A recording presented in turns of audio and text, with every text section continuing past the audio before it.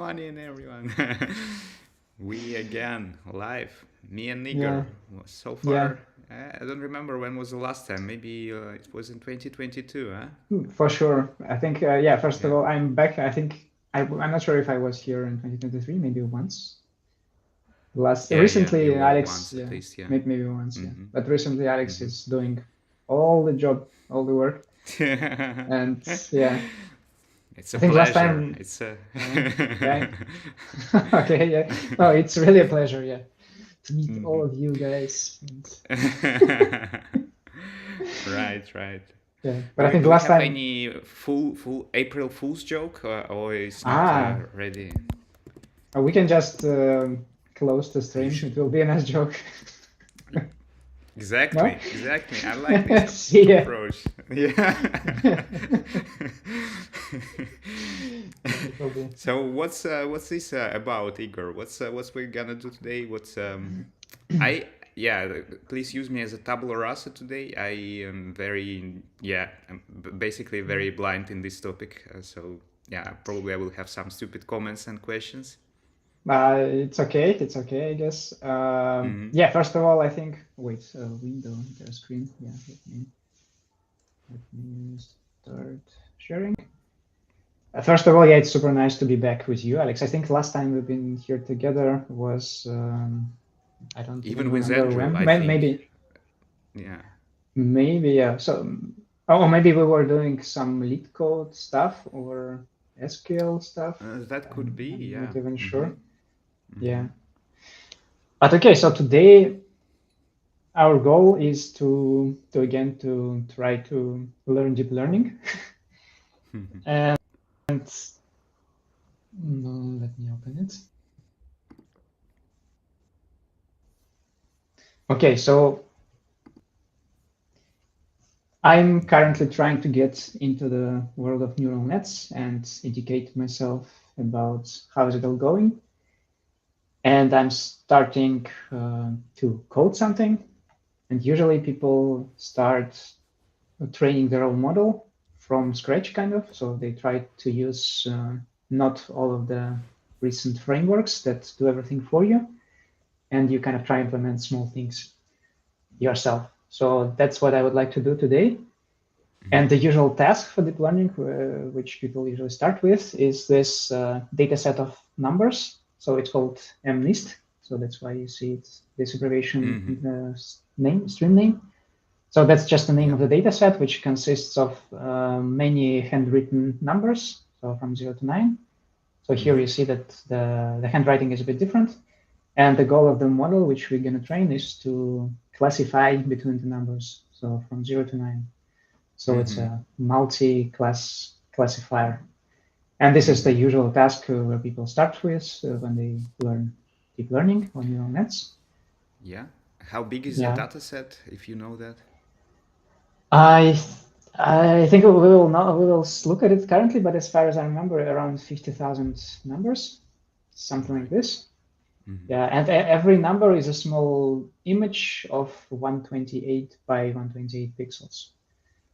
So Mm-hmm. yeah, that's how actually it's gonna work. So usually you have some input to the model, it looks into this input and predicts something as an output. So the input will be all these pixels of one image.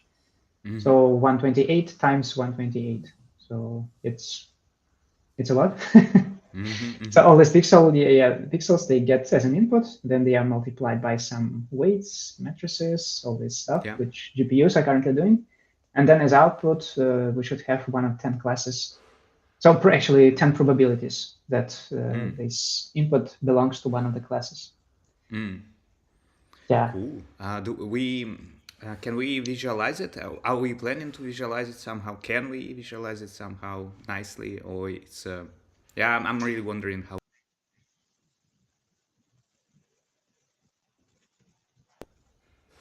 Uh, yeah. Visualizing, we will try to visualize a bit, although I'm not sure how far we will get. So that's why I mean, so if I'm starting talking something which is not clear, please stop me, Mm-hmm. and we will try to visualize something to draw to talk about it and so on, so that it gets a bit Absolutely. clearer. Yeah. So maybe, I don't know, MNIST model architecture. Maybe there will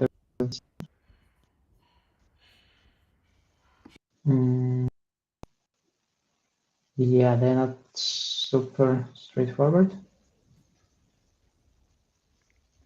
Yeah, I guess we can just start and see what's happening. By the way, am I dropping often? I think my internet is not really good. Or you can No, hear me? most of the time is okay. Yeah, most of the time is fine. Perfect. Yeah. So to be honest, I have a small cheat sheet for today's webinar because I'm not sure if I implement everything from scratch,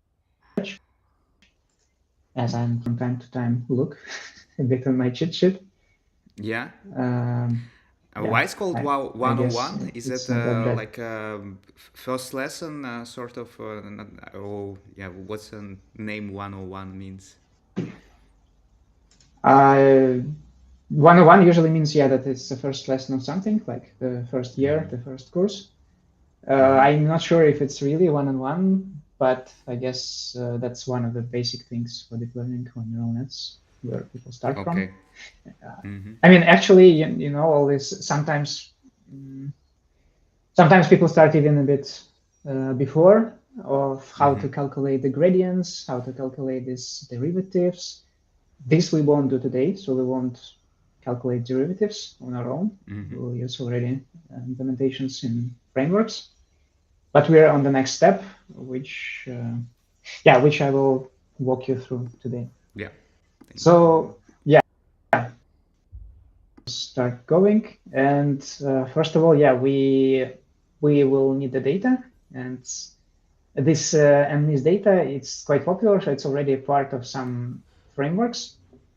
And so we don't need to download it from somewhere else. We can just download it directly from these frameworks.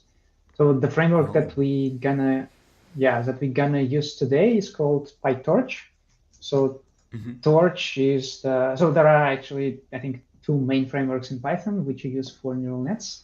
One is TensorFlow, and another is Pytorch. I personally don't have any preferences, but I observed recently that a lot of people are switching from TensorFlow to Pytorch, and a lot of people say that Pytorch is super cool. That's why I decided to try it out. So before when I was doing something with neural nets, I was using TensorFlow, and that's one of the reasons why we're gonna try Torch today. Yeah, it's all So makes sense. Makes a lot of sense to me. Cool that it's actually part of a framework or library.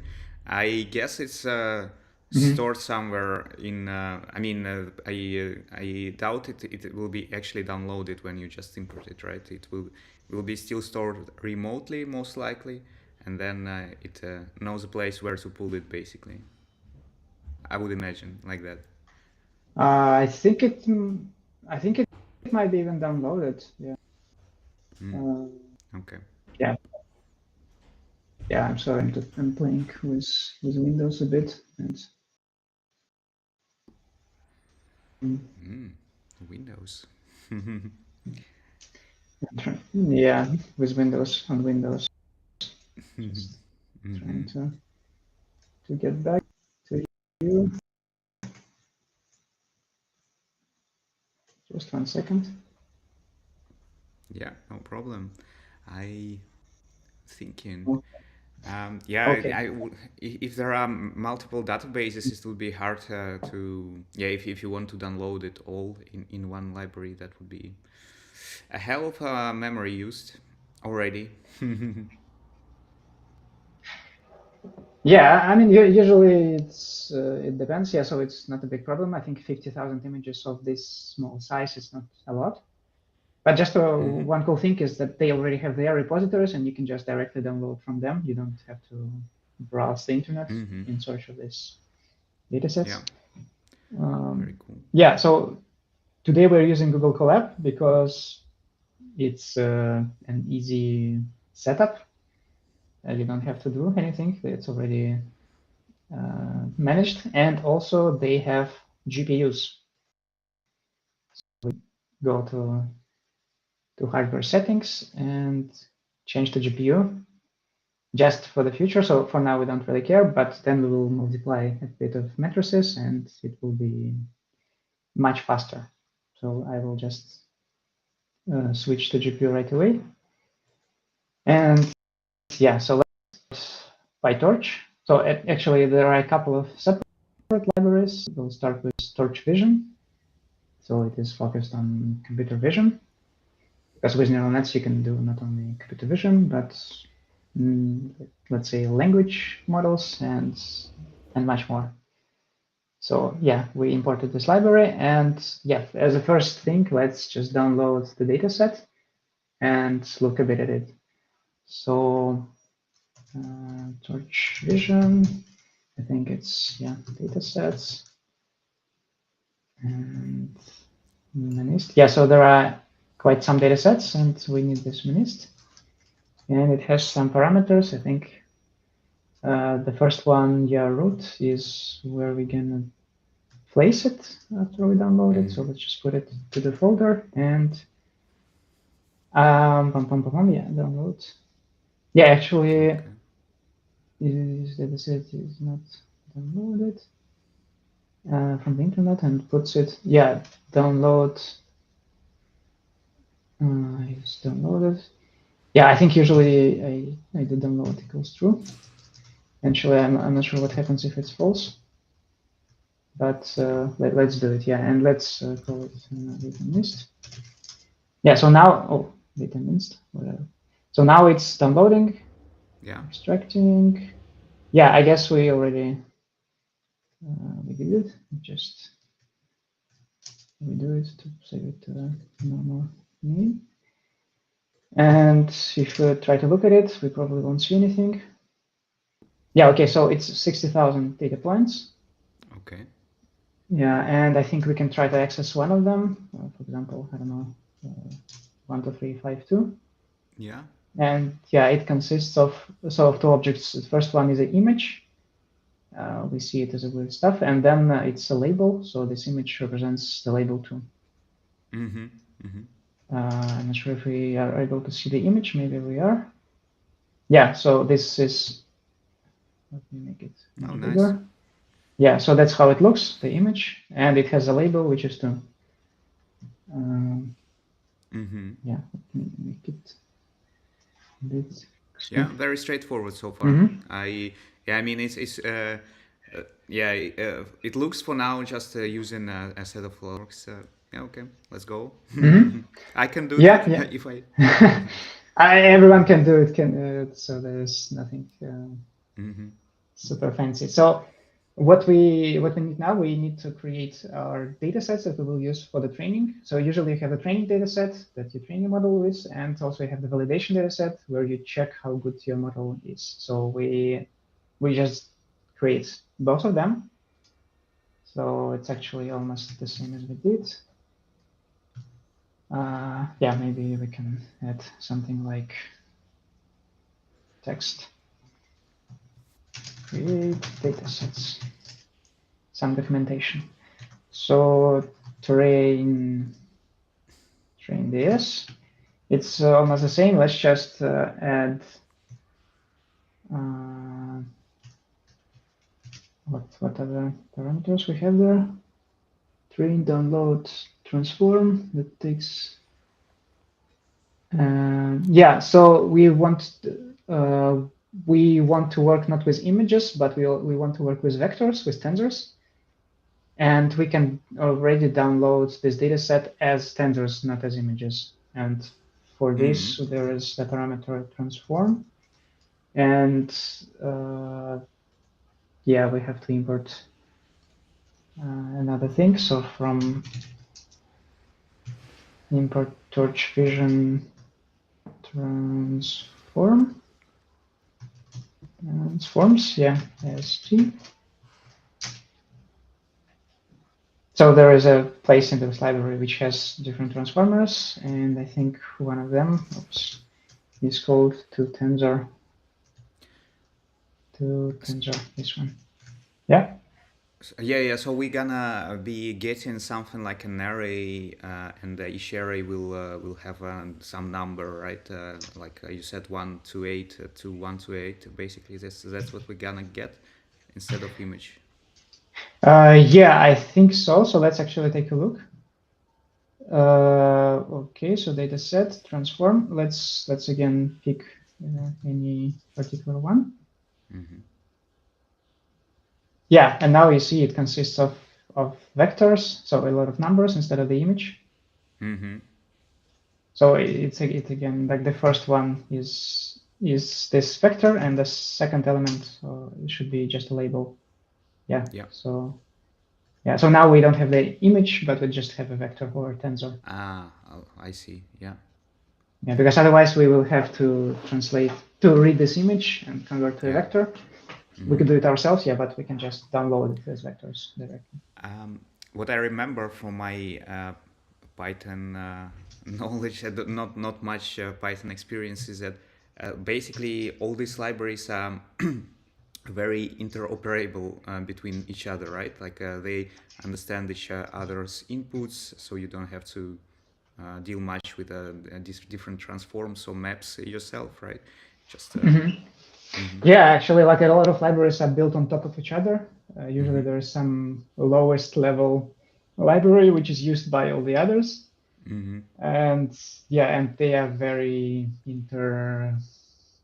Pro. Yeah. So usually it's quite easy with Python. Mm-hmm. You can Mm-hmm. you can shoot yourself in the leg, as people say, quite easily. You can or you can't. Okay, Yeah, yeah, that's you can because okay. almost That's everything is good. allowed. Yeah, I, I yeah, like this possibility. Yeah, it's freedom of yeah, choice. Yeah, okay. yeah. So yeah, so we downloaded the train dataset, and now we want to have the validation. And I think there is a parameter for it. Let's just invite bytes. Otherwise, yeah. So I think it even has this parameter, so we can specify train equals false or true, and it will just take the images from different data sets. So if train if train equals true, it will take the images, these 60,000 images that we just have seen. If we specify train equals false, it will just take other 10,000 images which we haven't seen yet. So it just takes it from different chunks of the Places. Yeah, database. Yeah. yeah. Just to be sure that we have different images. Uh-huh. But that data set is still the one. Is you mean just different chunks? Yeah, I got it. Yeah. So we can have a look. So dataset is the same, just different exact files. Mm-hmm. Okay. Oops. Yeah, probably it's not shape. Yeah, it's interesting. This line 12. It's yeah. I'm not wondering, but okay. This parameter that you specified, train true and false, is like, is it having a state, internal state, which tells him, okay, I already got this portion of data, so I will need to get another portion of data, not intersecting with the first one. So does it have an internal state, or it's I think it's just a bit easier. So I think it's just hard coded. So if you specify true, it just takes this exact URL. If it's false, it just takes another URL. okay? So they're just Okay. physically separated from each other by someone. So someone already decided which should go to true, which should go to false. Okay. Yeah. Yeah. So it's not that smart that it remembers the state. Yeah, but we can of course do it ourselves. So we can download it, for example, this one, and then split it locally. It's just we can already use the functionality of Tensor of Torch. Yeah. Yeah. So as you see, currently we have 60,000 in train and 10,000 in validation. Yeah. Yeah. And yeah, so the whole data set was 60,000. Is it? It was not the whole dataset. It was the chunk which is supposed to be for training. I think originally the very whole data set. I'm not even sure how much it is. We can Google a bit.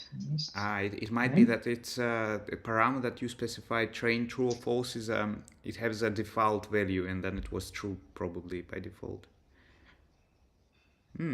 Yeah, Oh, yeah. 60. I see. So Wikipedia says that database contains 60 training and 10 testing. Okay. So it was just constructed in this way by someone who did this data set. I got it. Yeah. Nice. Yeah. So it's like a toy data set. It's not a real one. I mean, it was collected from the real data, but it is used as a toy data set in a lot of tasks. So it's quite straightforward. So that's why it's just a tradition that it has 60,000 in training and 10,000 in testing. Yeah. So now what we need to do, so for now we just have these objects which are called, I think, data sets. And to use them in the next steps of our work, we have to convert them to so-called data loaders. So first of all, let's import these objects from Torch, utils data, import data loaders, data loader. I think it should be here. Okay, yeah, and let's create a data loader. So it has parameters. Yeah, so it has parameters dataset. So we put the dataset terrain.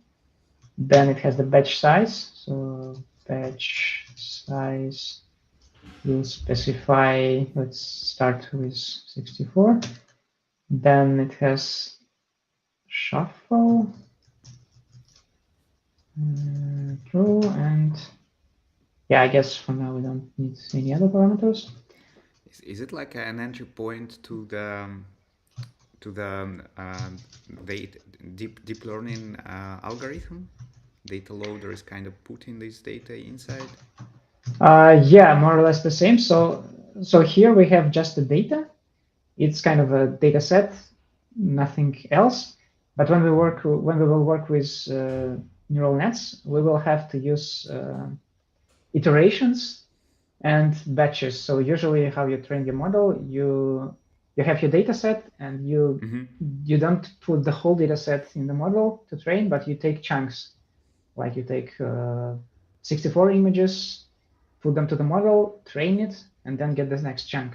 Again, put them to the model, train it, update the weights, and put the next ones. It's done because the images are quite heavy, and usually you don't have too much memory to put all the data in one place. So that's why you split the data set in batches.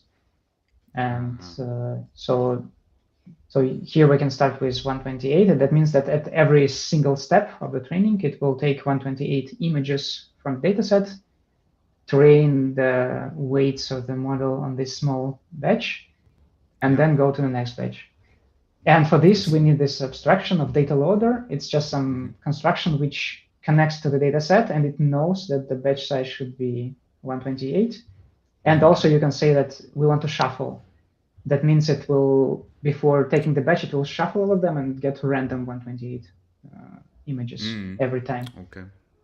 So usually when you train, you try to do the shuffling so that the model tries to do its best, so that it's not learning some order of the images.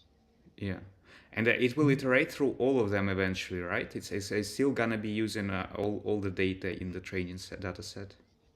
Yeah. So we specify which data set. We will use all of it, but it will go in batches of that size. Okay. And yeah. So it's a small abstraction. Again, we can do it ourselves. We can code this split and shuffling ourselves, but it's already here for us. So that's why we're gonna use it. Yeah. Yeah. And we create the same for train and validation as well. But for validation, there will be a small difference. So first of all, we take another data set, which is validation. Batch size will be the same, but we won't shuffle for validation because so the reason of shuffling is that to make our model struggle a bit more in terms of training so that it learns not the order of the images, but the images themselves. But when we validate, it doesn't make sense because when we validate, we just check how good the model is on our validation data set. And for this, we don't need to shuffle it. It doesn't make any sense because it's always the same. So it's not affecting the learning of the model. We're just checking how good it is. So that's why we don't check. We don't shuffle. Yeah. So let's, we can try to see how it looks like. I'm not even sure what will be printed. Yeah, it's just some object data loader. Some object, some class, yeah. Yeah. Yeah. No. I was just thinking the validation part. It's definitely it's part of that training model, like you explained. But do we? I'm trying to structure my questions still. Please. So in the end, is it gonna be? By this part of a data set, we will check if our trained model is actually correctly trained, right? And it already has these labels, of course. So we will get some percentage in the end, okay, that was good, that was not good, or just to So I think train the model. So it will look somehow like this. So we will do something like train step. Why doesn't it add? Yeah, train step, and after every train step gets the data set. So that data loader puts it through the model, trains the model. By training the model, we mean we update the weights of the model, so we make it a bit more fitting to the data set. And after this training step, we have a validation step. So we just check how good we just trained the model. And for this we use a training data set, and for this we use a validation data set. And then we go once again. So we'll do it for generations. Generation. Usually call it epochs in. Exactly. Yeah. In range epochs, something like this, and you do it as many times as you wish.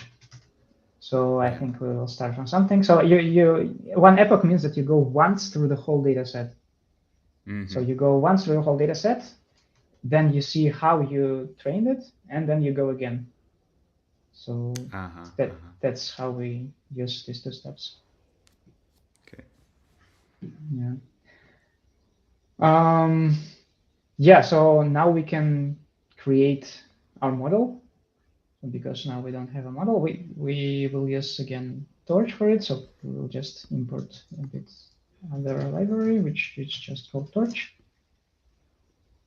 And this Torch library has the class NN, Torch NN. And so this NN means neural networks, of course, and it has a lot of things already implemented, a lot of different layers which are available for us.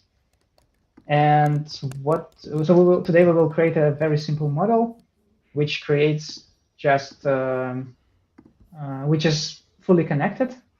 Maybe I should go to Google for this. Fully connected.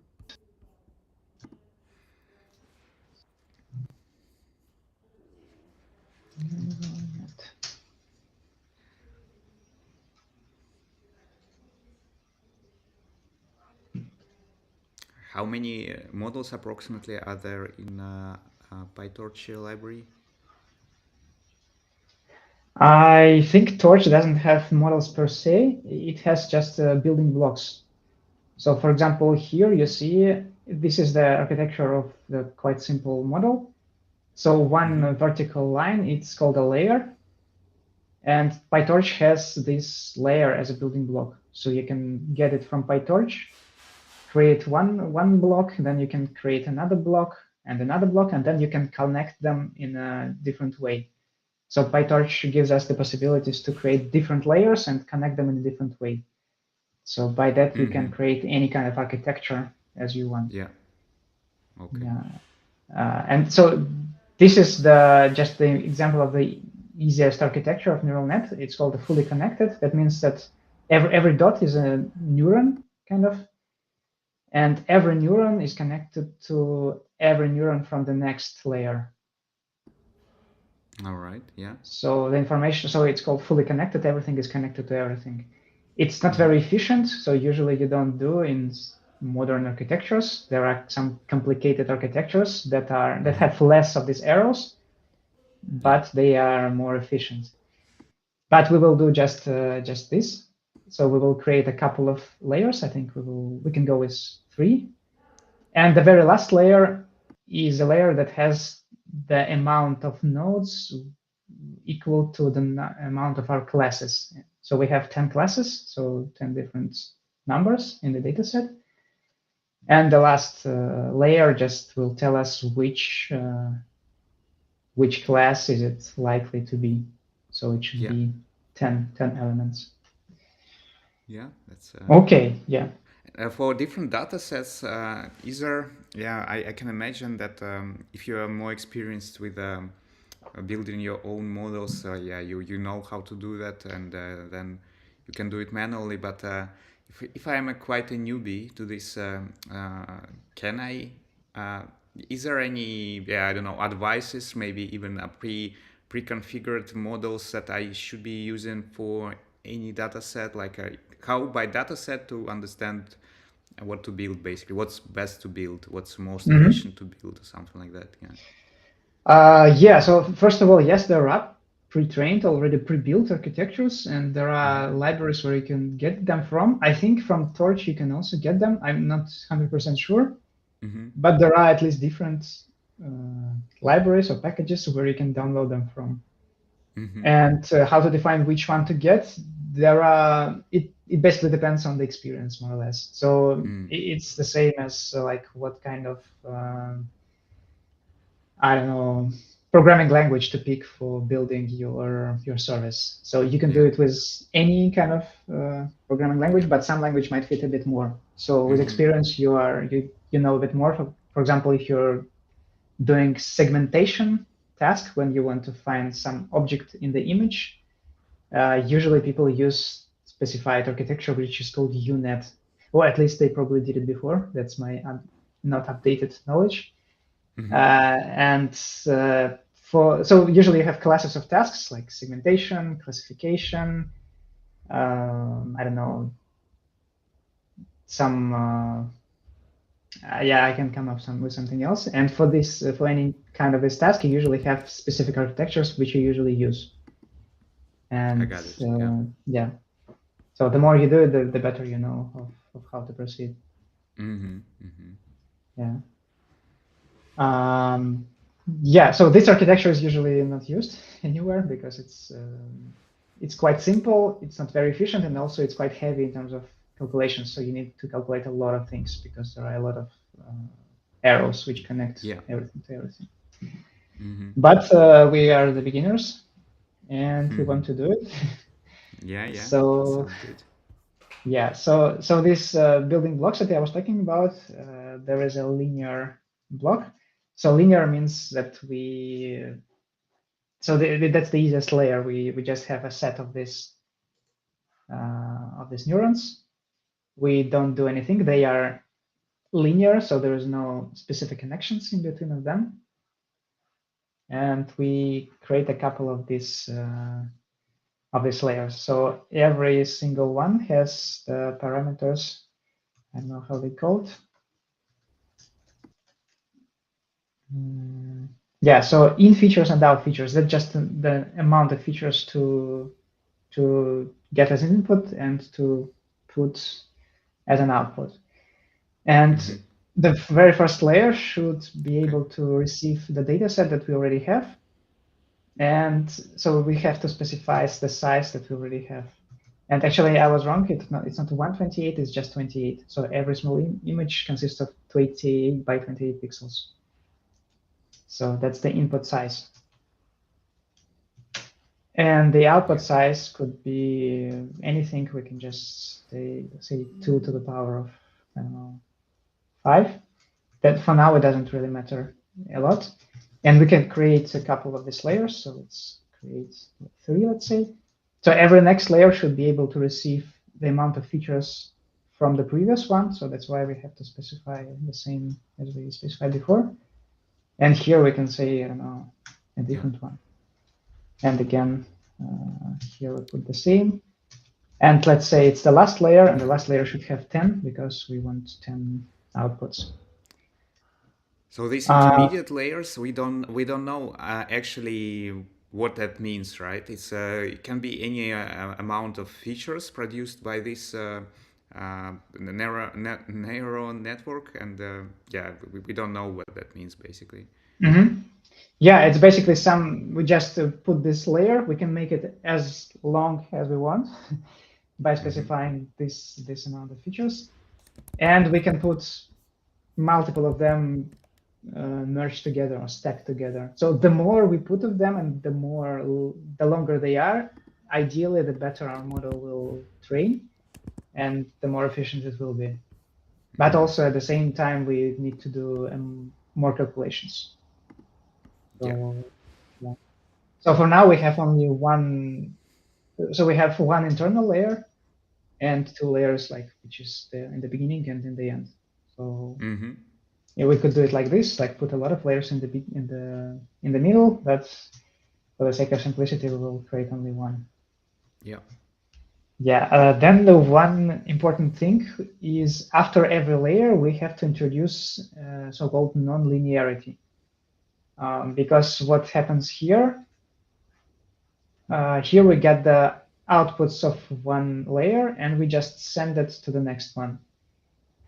It's all linear. We didn't apply any I don't know, exponents or so on. So if we just do it as it is, it won't have the ability to generalize on the data. So it will be the same as absolutely linear model when you get one feature, another feature, third feature, fourth feature, and you can just create a linear, how it's called?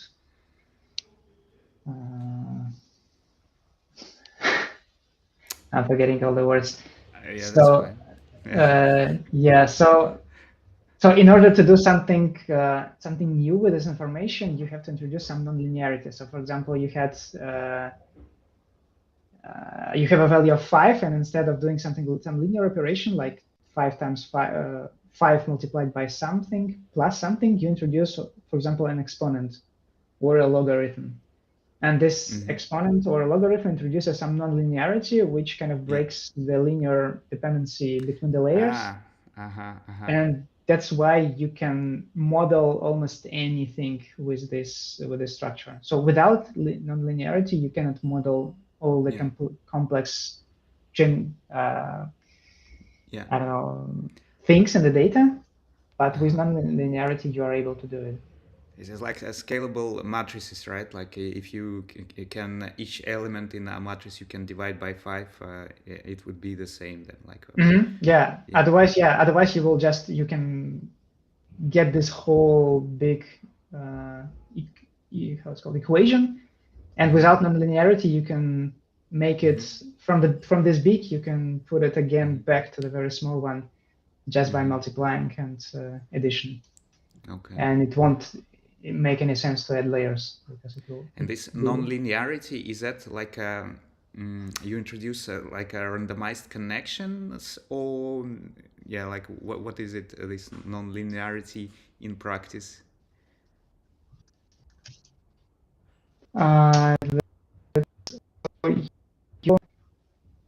Maybe I find some.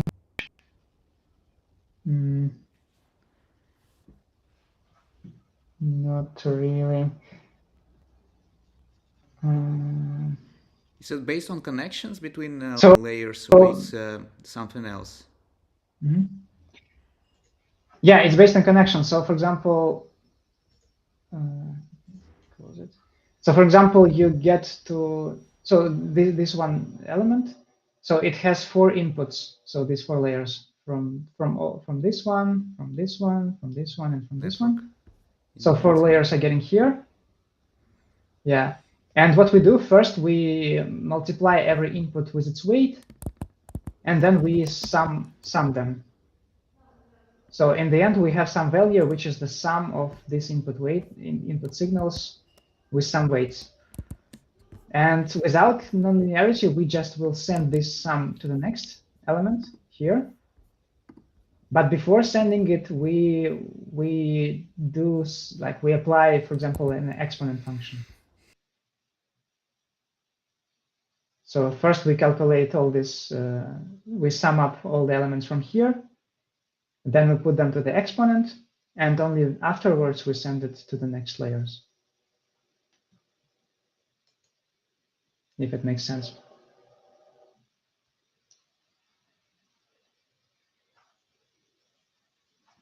Am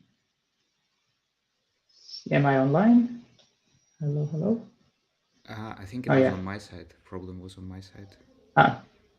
Maybe I don't know. But yeah. So yeah, so again, you combine the inputs on this side. So the inputs are all the green elements. Then you sum them up and then put them to the exponent and send this exponent to the next layer. Okay. And here you do the same. You get all the inputs, you sum them up, then you apply the exponent and send them to the next layer. And without applying this exponent, it's the same as sending this initial signal to the with some weight. So all this internal structure won't really make any sense because you can just multiply and sum, and it will be of no use. If I just hash it somehow, is it the same effect, or it needs to be one specific exponent or logarithmical one? By hashing, I'm not sure. I think hashing is more or less linear, or isn't it? Honestly, I don't know about hashing, but usually there are some set of functions which are quite popular. So I can look at them. They are called activation functions.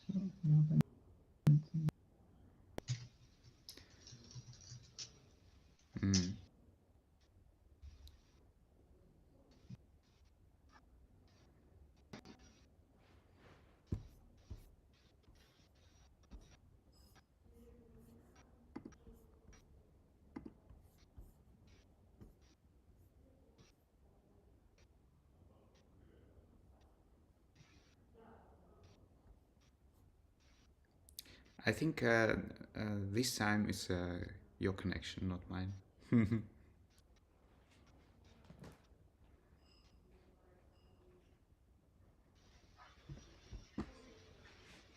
I hope I'm back now. You're back. Yeah, so slow with internet. Yeah, so these functions which I said before, for example, exponent or logarithm, they're called activation functions. So first you get the inputs from the previous layer, you combine them, and then you apply this activation function. And usually people use one of these. They are quite famous. So for example, ReLU, I think it's called to rectified linear unit or something like this. So the idea is that if your so this nonlinearity you see here, if your value is more than 0, it just sends it as it is, so as an X. If it's below 0, then it just stops all the signal. So that's kind of the activation which is used. There are some more advanced things, like you can create just a sigmoid function, and you can also do a leaky ReLU. So if it's below 0, it's not 0, but it's just a tiny signal, like 10% of X. So the idea is just to create some. Yes, excuse me. For the again regarding on data set, does it mean something semantically to us, or we can plus or minus choose any of these activation functions? I think it probably doesn't really depend on the data set. It will depend on the quality and the speed of the calculation of our neural net. Because how we do the training of the neural net, we first send the input, like the image. We take the image, we send it through the whole net, we calculate the value in the end, and then we see how this value is far from the real value. And then we have this error, like real minus calculated, and we kind of propagate this error back by calculating the derivatives of every single element in the neural net. Increasing weights or increasing or decreasing weights on. Yeah. So first of all, we calculate the derivatives on every single element of the net.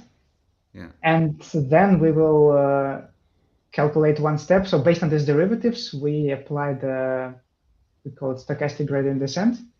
Mm-hmm. So we know which direction to get to in terms of improving our loss. Yeah. And then we get there. And when we need to calculate all these derivatives, we calculate the derivatives of these functions as well. And some functions are not super easy to calculate the derivative of. And that's why we try to pick quite straightforward ones. I see. And these functions are usually they are used one per model, or it's many can be many for layers even between nodes. Yeah, generally it could be after every layer it could be a new one. So actually it could be every single one after a single neuron. Yeah. But usually you put one type after one layer, and then one type after another layer. And I'm actually not an expert, but I think people usually put the same activation functions to the whole substructure. Yeah. So in our case, they will probably put the same function to all the nodes. Okay. But that's a good question. Yeah, I don't know honestly. Yeah, and also by the shape of this function, the speed of the training will depend. Because I got it. It's a matter of calculation in the end. Like you explained, it will do the basic training itself, and then it depends on the data that it gets, and it needs to calculate it all in between steps. So yeah, makes sense. Yeah. Because for example, here in sigmoid, the values of the sigmoid are limited by it's capped by 1 on top. Mm-hmm. But these functions are not capped. They could be like infinity. Okay. And if you put this infinity value to the chain of your derivatives, it might explode a bit somewhere. So you have a long chain, it will affect it in a bad way. Mm-hmm. So yeah, there are a lot of tiny details which I'm not super familiar with, but it could happen. Nice. So yeah, if we switch, what we need to do, we need to add this nonlinearity after each layer. So actually not after each one, but not the last one. And these guys are stored also in blue. So this is just the name. So we picked one, this rectified linear unit, and we apply it after the first and the second layers.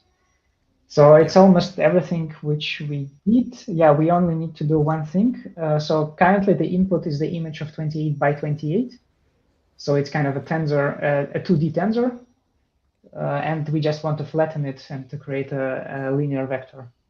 See. So to put it easier in the neural net. And for this, there is a flatten function.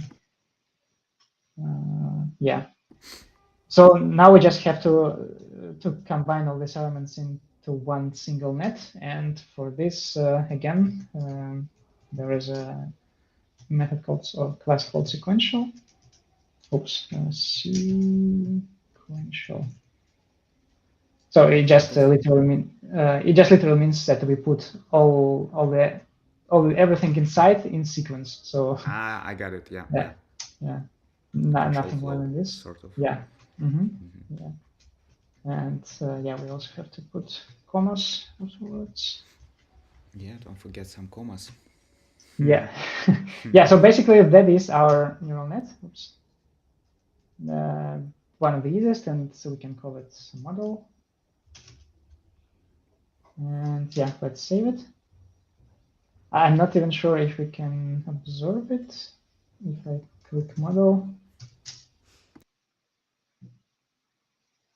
Yeah, I mean, it just literally prints out what we just defined. Yeah.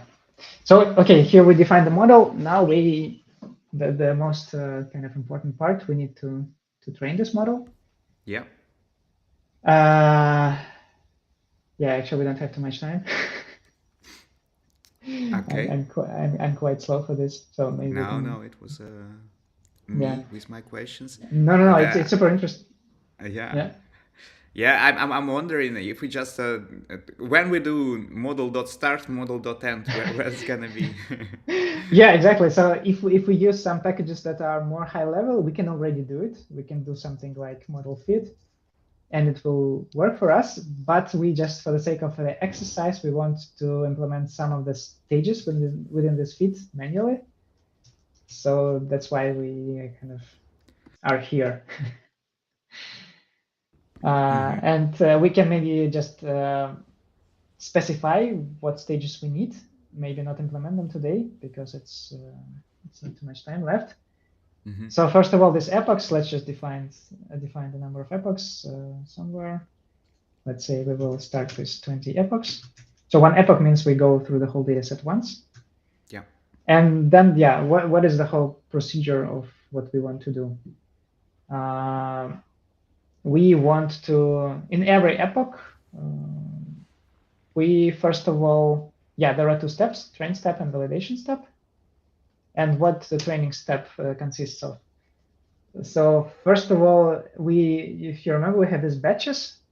So we don't throw the whole data set in the training model, but we throw batch by batch. So we can say something like enumerate the batches. And on every batch, we do a couple of things. So we get the model, and we send the current batch through this model. So it's called forward pass. Forward pass. So that literally means that we get the current batch and we put to the model and we calculate the output of the model. So then we want to compare this output with the real output that we have. So it is called Assertion, calculate. sort of. Calculate the loss. So the loss is the difference between what we just calculated and what it should be. So we took the image of 2, we send this vector to the model, it outputted some number, which is, in the very beginning, it's just a random number. Yeah. But it should be 2. And we calculate this loss, and we remember it. Then what we do, we... sorry, the loss, it's not Boolean, right? Not necessary Boolean. No, it can be also, yeah. Okay. Yeah, the loss is not Boolean. We can actually maybe quickly talk a bit about it. Oh, we can actually talk a bit about it right now. Loss. Yeah, I was thinking like if you want to be very specific or in the model, you could say, for example, 9 is very close to 8 in terms of like the output if they are really like each other. So it yeah is more 9 is more 8 than 1 is 8, right? Yeah, so actually this is one of the ways. So you calculate the number, it's, for example, 7.3, but it should be 8. And you can just take the difference. It will be like 7.3 minus 8. And this, it could be your loss. So it's one of the ways of how to do it. Yeah, so you can define it basically to be more specific with the loss. Yeah.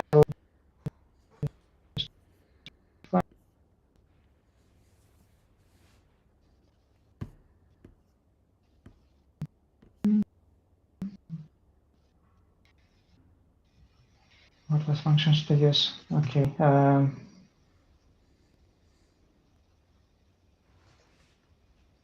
My preparation is perfect. No worries. It's a no preparation session. Yeah, yeah, that's the case. Yeah, just want to find at least something. Okay, yeah. So what you just said, that's actually what it's called usually mean squared error. So you get the value that you calculated, you get the real value, you calculate the difference, and you usually square it because it could be plus and minus. And then you can just sum up all the differences in your batch. So in batch, we have 128 numbers. For every single one, you calculate the output, and you have the real value. You calculate the differences, square them up, and then sum them, divide by the number of the elements in the batch, and that is your loss. So here is called mean squared error. There are different kinds of losses, mean squared error, root mean squared error, and many more. For this exact test, we will use entropy. I'm not sure if they have it. Yeah, so it's cross entropy loss. It's just another formula, which you see here, which introduces some logarithms. So y is the real value, and p is the probability that our model predicts. So currently our model predicts 10 probabilities. The probability that our output is 0, that it is 1, and so on. So 10 probabilities, and we just put them into this formula, where p is our probability and y is the real value of the class. Yeah, it's quite a popular loss, which is used in many places, and yeah, I don't really know what will be the difference between this one and the others. So it's in the speed of training and in the quality of training. So this loss might be slower to train, but a bit more efficient in terms of the accuracy, or the other way around, something like this. Yeah, and we can define our loss. So again, it's in the same place, torch, and then cross entropy loss. Yeah, we just can have loss func. Yeah, we just define it. Yeah, and here when we calculate the loss, we will use this loss functions.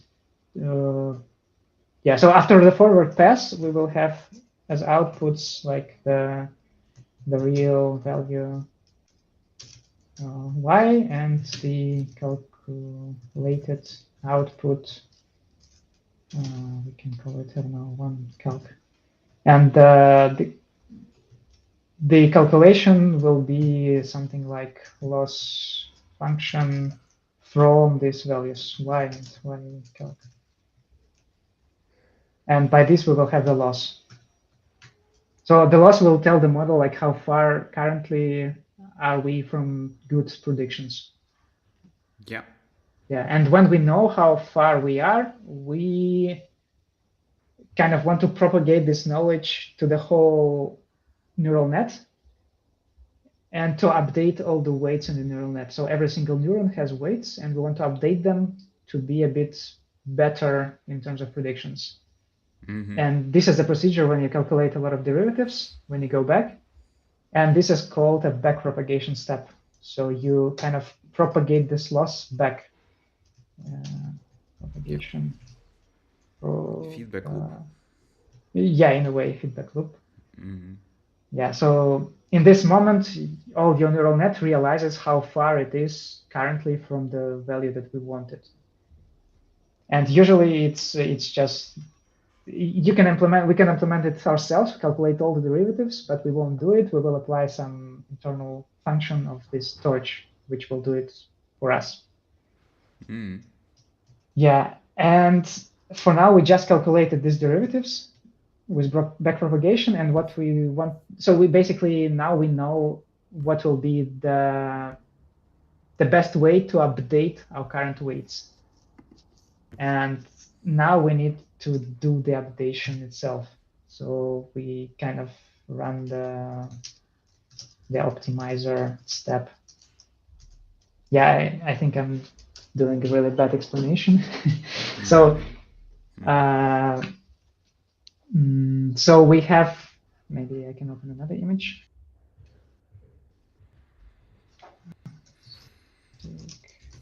Send image.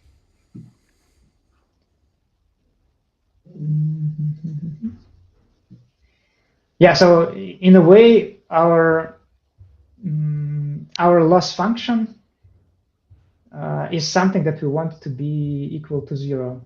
So we want like zero loss. And this loss function is some formula that we calculated before. So so we defined it as cross entropy. We could define it as mean square error. And in the end, it's just the huge formula. And we want this value to be equal to 0. And we know that the function is equal to 0 when its gradient. Oh, wait. I think I'm no, sorry. we don't want it equal to 0. We have the loss. We want the loss to be as minimum as it could be. So we want to find the minimum of this loss, so not the 0. And we know that the function has the minimum in the point where its derivative equals to 0. Yeah. Yeah, and basically we start from random point, like for example here, and we would need to know the direction to this 0 gradient. Yeah.